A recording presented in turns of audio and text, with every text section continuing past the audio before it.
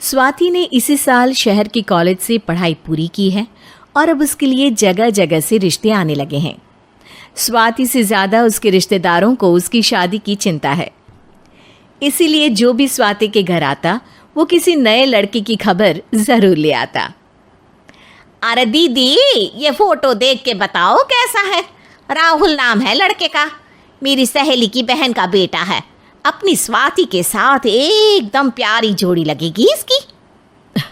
ज़रा दिखाना, फोटो तो बढ़िया लग रहा है। कोई गलत आदत वादत तो नहीं है ना इसे? और कमाता कितना है? अरे कोई गलत आदत नहीं है दीदी, आप कहो तो एक मीटिंग करवा देती हूँ, फिर सब कुछ फाइनल कर लेना। हाँ हाँ, ये सही कह रही हो तुम। संडे को स्वाति के पापा भी घर पे ही रहेंगे। बुआ फिर वहाँ से चली जाती है और रात को स्वाति की माँ उससे कहती है, स्वाति बेटा, आज कमला बुआ ने एक लड़के की फ़ोटो दिखाई है। संडे को वो लोग मिलने आ रहे हैं, तैयार हो ना तुम बेटा? अरे मम्मी, आप कहाँ कमला बुआ के चक्कर में आ जाती हो? अभी इतनी जल्दी कोई शादी वादी नहीं करनी है मुझे। अरे बेटा, अच्छा लड़का है, बुआ जानती है उसे अच्छे से। हाँ स्वाति बेटा, एक बार मिल तो लो, बाद में देखेंगे आगे क्या करना है। वैसे तो कमला रिश्ता लाई है तो मना करने का तो कोई सवाल ही नहीं उठता। संडे की सुबह होती है और कमला बुआ राहुल और उसके मम्मी पापा को लेकर स्वाति के घर आती है। अरे आइए आइए भाभी, इसे अपना ही घर समझिए। इनसे मिलिए, ये मेरे भैया और ये मेरी भाभी हैं।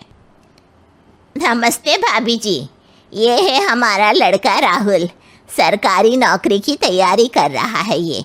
वैसे आपकी बेटी कहाँ है? अरे स्वाति बेटा, बाहर आ जाओ। वैसे कितनी पढ़ाई की है स्वाति ने? जी, पोस्ट ग्रेजुएट है हमारी बेटी साइंस में।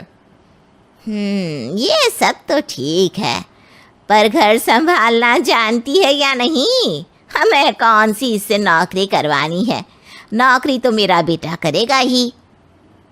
पर मैंने इतनी पढ़ाई की है और आप चाहती हैं कि मैं घर पर ही बैठी रहूं? अरे स्वाति बेटा, ये बड़ों की बात में तुम कहाँ बोल पड़ी? हम सब देख लेंगे क्या करना है क्या नहीं। हम तो इसी बात में विश्वास करते हैं कि घर के लड़कियां घर में ही रहे तो ज़्यादा अच्छा रहता है। वरना भाई साहब, आप तो आजकल के हाल जानते ही हैं, कितनी घटनाएं होने लगी हैं औरतों के खिलाफ। स्वाति बेटा, रसोई का काम तो पूरा जानती हो ना?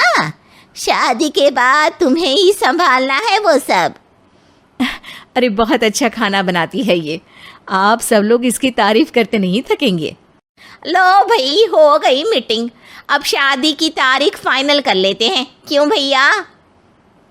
भाई, हम तो पंडित जी से चर्चा करने के बाद ही तारीख फाइनल करेंगे। सालों से हम उनकी बातें मानते हुए आ रहे हैं। लड़के वाले और कमला बुआ की बातें सुनकर स्वाति एकदम नाराज़ हो जाती है और उसे लगने लगता है कि शादी के बाद उसे घर पर ही बैठना पड़ेगा। लेकिन घर वालों के आगे उसकी एक नहीं चलती और उसे शादी के लिए हाँ कहना पड़ता है। शादी का दिन आ जाता है और सब मंडप में जमा होते हैं। अब फेरों का समय हो गया है, अब कन्या अपने वर से 7 वचन मांगेगी। आप किसी धार्मिक आयोजन में जाएं तो मुझे भी ले जाएंगे। आप मेरे माता पिता का भी बराबरी से सम्मान करेंगे, हमेशा मेरा साथ निभाएंगे। आपको दोनों परिवार की जिम्मेदारियां बखूबी निभानी होगी।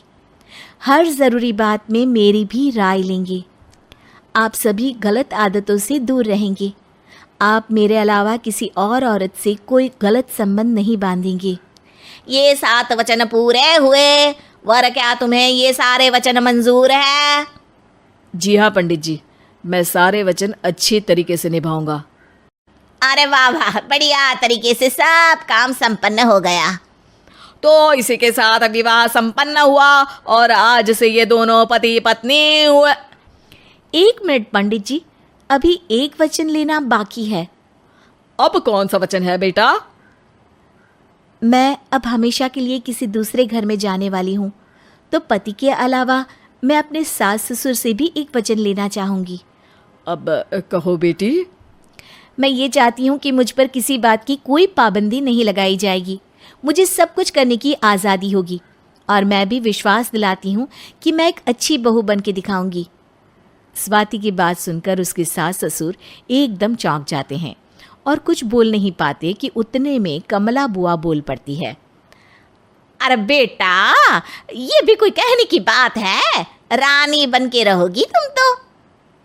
वचन देने से पहले सोच लीजिए, क्योंकि शास्त्रों में वचन ना निभाने वालों के लिए नरक से भी बदतर सजा लिखी है।